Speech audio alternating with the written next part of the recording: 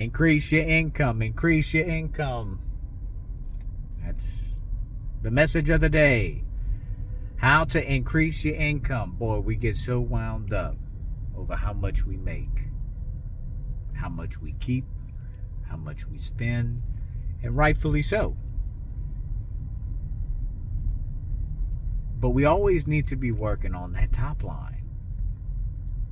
You work on that top line, then you start working on that bottom line, and then right at the bottom it increases. And what does that mean? Every day I go into the office, and right now I've got just a bunch of stuff that I gotta do. And it's not just like me having to do whatever. It's following up. It's asking other people to do stuff. And so like the people I manage, I have meetings with weekly or daily, giving them tasks to do stuff, which in turn helps me stay organized and increase whatever we got to do. And but my goal, man, my one job is to increase that top line. And you know, I listen to different podcasts from different folks, especially like Alex Hormozy, and you know, people tell you, you know, focus on this one on this one company and all this kind of stuff. Well, let me tell you, I totally bite off on what he's saying. But in my life, I started off in real estate, and I focused on real estate, and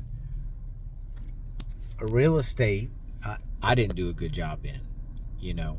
I'll be perfectly frank, real estate has been like the oil field to me, and I know it has been for a lot of people, where it's like, you know, I didn't do the right things as far as the proper way of running a real estate company, because I really didn't look at that as where I wanted to be.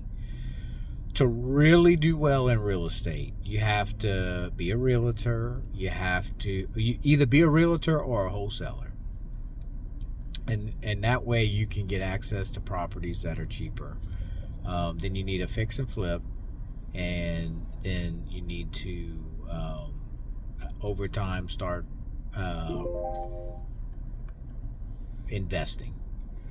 But I never liked being a realtor or a wholesaler, to be completely frank. Like, man, those are things that just didn't really enjoy doing. And I'm just the type of guy that, like, I don't mind doing things that are not enjoyable. Like, I've done it for many years. I'm a licensed real estate broker, but I didn't go all in enough.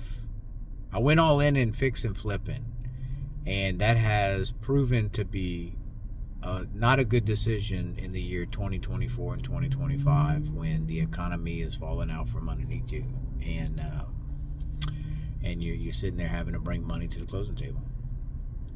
But what it forced me into, and what I totally bite off on and been pushing my way into that realm, is online business. What does that mean? It doesn't just mean like online retail store. It simply means being able to generate income online via retail store, like owning the store, via YouTube videos and getting paid for it, and content, to the media, to helping people gauge on what they should and should not be doing with media and stuff like that. I would say now I'm much more in a comfortable setting of just like, no, I really like what I'm doing right now, this second. And I enjoy it so much that I bring it home with me and I keep on doing it. I love shooting videos. I love creating content, and I love helping people. I love helping build my community. So owning a retail store has totally checked off some boxes of. Phone always rings. Phone always rings generally because of real estate, to be completely frank. But because I have this license, I'm able to utilize that and do a little bit of consulting and stuff like that, which adds to my bottom line. So I go move my top line. That's my job. How do I increase sales and my top line? And then pay attention to the bottom line afterwards. Because there's circumstantial things that you have to spend money on in order to get to the top line and to push that top line. And so like now, running Facebook ads for my media company that we offer content for 30 days, man, that's fun for me, man. Like, let's tweak it, let's spend a little bit of money, let's figure out when we get our first sale off of it and stuff like that. What does that look like? And like we just start doing, but you know, it's much more enjoyable to do that than worrying about, you know, fixing up a house or finding a house or negotiating with a house. I love negotiating, don't get me wrong, man. I definitely had enjoyed doing some deals in real estate, but boy, I tell you, I'm way more cut out to handle the business side of either owning a store or multiple stores, but really online businesses is where my head has been going the last few years, just not knowing really how to do it. And I couldn't just shut down real estate because that's my main source of income. And so I've pushed myself to the point of where I had to start figuring other things out because real estate was just not providing enough. And when it slowed down like it did, it's been tough, and it's been one of those stories that I'm gonna go back and talk about later of just, hey, when you get knocked down, you keep on getting up. That's just the way it is, you know. But I'm a testament of every day I get up, I take some punches to the face, I just keep walking and running when I can run. But I'm now at a position with my media company of like, man, I'm seeing some flow coming in, and it's pretty amazing. And there's no debt tied to it. It's just all work. And I'm not waiting on a close-in that may or may not come. I mean, literally was on the phone today with somebody who I'm helping out sell their house, and there was this problem totally out of their like how the hell they have this problem. I don't know. It's just such a weird circumstance, and they had no idea. And the only way you're gonna figure that out is by actually trying to sell this property. Is that there's a title defect that there's a way to fix it.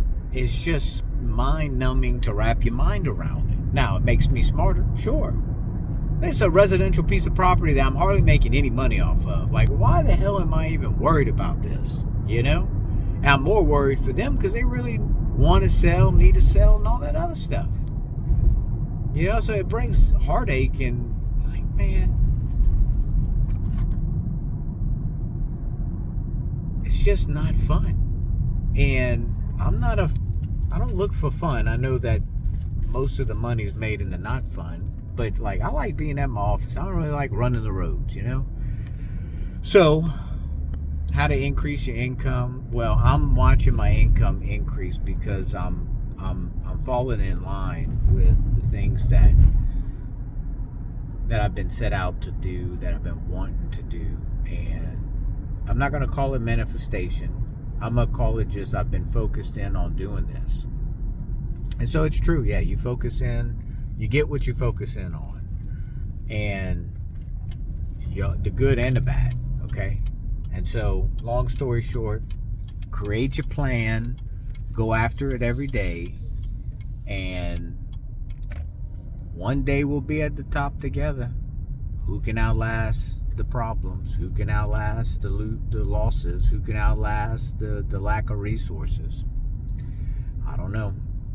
But every day I try to outrun the problems that I have by putting them out or hurdling over them or taking action now. So I hope I see y'all at the top one day. I'm not there yet, but I'm trying. God bless.